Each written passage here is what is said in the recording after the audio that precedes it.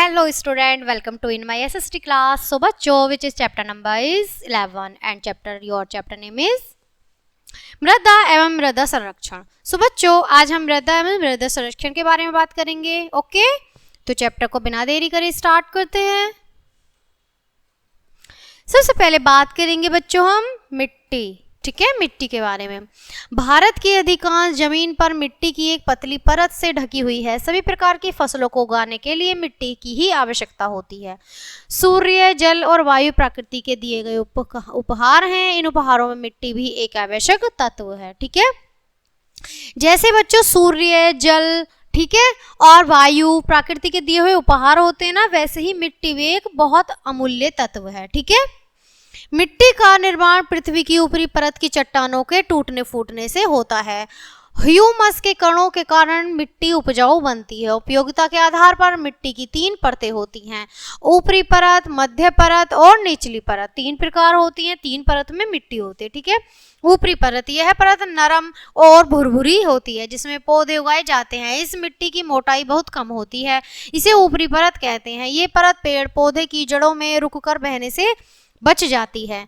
मध्य परत, ऊपरी परत के ठीक ठीक नीचे मध्य परत होती है. यह परत नमी, मिट्टी, कंकड़, पत्थर के टुकड़े मिश्रण से निर्मित होती है. इसे ऊपरी मिट्टी कहते हैं बच्चों. ठीक है, निचली परत को बेड रॉक कहते हैं. यह मजबूत चट्टानों के द्वारा बनी होती है. यह सबसे नीचे की परत होती है. मिट्टी के प्रकार. अब बच्चों मिट्टी के हम प्रकार देखेंगे. मिट्टी अन्य प्रकार की होती है. ठीक है, भौगोलिक व विभिन्न प्रकार की जलवायु के कारण भारत की मिट्टी भी अनेक प्रकार की होती है. मुख्य निम्नलिखित है. ठीक है, किस किस तरह की होती है आइए पढ़ते हैं. सबसे पहला है बच्चों हमारा कछारी मिट्टी. यह मिट्टी नदियों व पहाड़ों के द्वारा लाई जाती है. यह मिट्टी देश के उत्तरी व समुद्र तटीय मैदानों में पाई जाती है.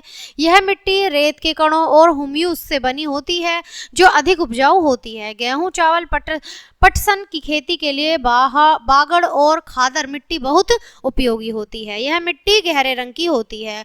कछारी मिट्टी बच्चों, ये कछारी मिट्टी का चित्र है. ठीक है, और ये काली मिट्टी का चित्र है. ठीक है, काली मिट्टी बात करते हैं काली मिट्टी की.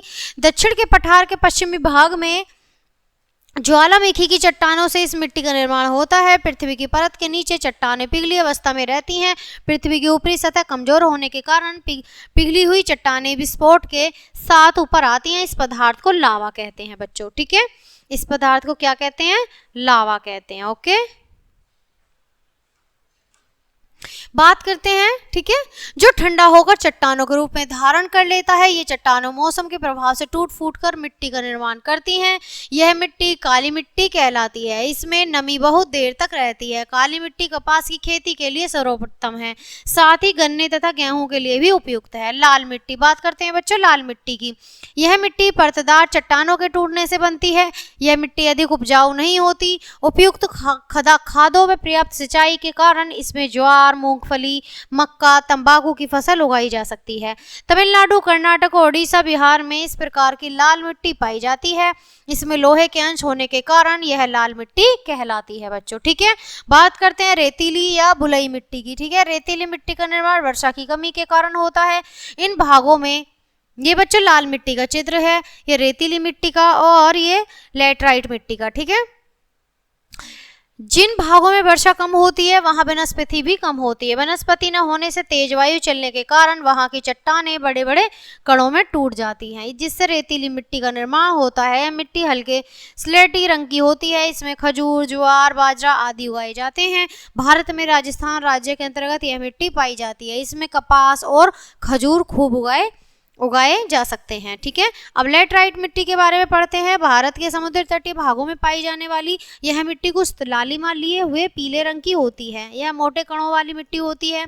इस मिट्टी में काजू, चाय, कॉफी, रबड़ और नारियल की अच्छी पैदावार होती है बच्चों. ठीक है, आगे देखेंगे हम भूमि कटाव एवं भूमि संरक्षण. ठीक है, मिट्टी ईश्वर का दिया हुआ एक अमूल्य उपहार है जिसमें विभिन्न प्रकार की फसलें, सब्जियां, फल, दालों की फसल उगाई जाती है. ये सब प्रत्यक्ष रूप से मिट्टी से प्राप्त होती हैं. जीव जंतु भी इन पेड़ पौधों पर निर्भर रहते हैं जिनसे हम दूध, ऊन, अंडा, मांस प्राप्त होता है. मिट्टी के संरक्षण के लिए अनेक योजनाएं चलाई जा रही हैं. भूमि को खोखली नहीं छोड़ना चाहिए. भूमि में पेड़ पौधे वृक्ष उगाने के चाहिए.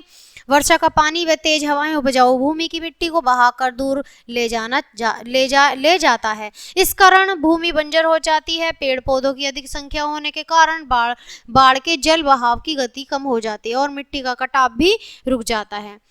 भूमि की सतह पर मिट्टी की एक परत होती है। मिट्टी की ऊपरी परत अधिक उपजाऊ है। इस परत को वर्षा का जल बहाकर ले जाता है या तेज हवा उड़ाकर ले जाती है। इसे मिट्टी का आवर्धन कटाव कहते हैं। इससे हमारे खेतों की उपजाऊ शक्ति कम हो जाती है। मिट्टी का अपरदन रोकने को ही मिट्टी का संरक्षण कहते हैं। हमें खेत के चारों ओर छोटे छोटे बांध बना देने चाहिए। घास फूस, झाड़ियां और वृक्षों की जड़ें मिट्टी को बांध रखती हैं। तब हवा या जल आसानी से मिट्टी को उड़ाकर या बहाकर नहीं ले जा सकते। अब हमें अपनी भूमि पर अधिक से अधिक वृक्ष, झाड़ियां और घास उगानी चाहिए। पहाड़ी भागों में सीढ़ीदार खेत बनाकर खेती करनी चाहिए बच्चों। सो बच्चों, कैसा लगा हमारा चैप्टर? आई होप आपको अच्छे से समझ आया होगा। सो बच्चों, इस चैप्टर को यहीं फिनिश करते हैं। मिलते हैं आपसे नेक्स्ट चैप्टर में, नेक्स्ट वीडियो। तब तक के लिए bye bye and thanks for watching.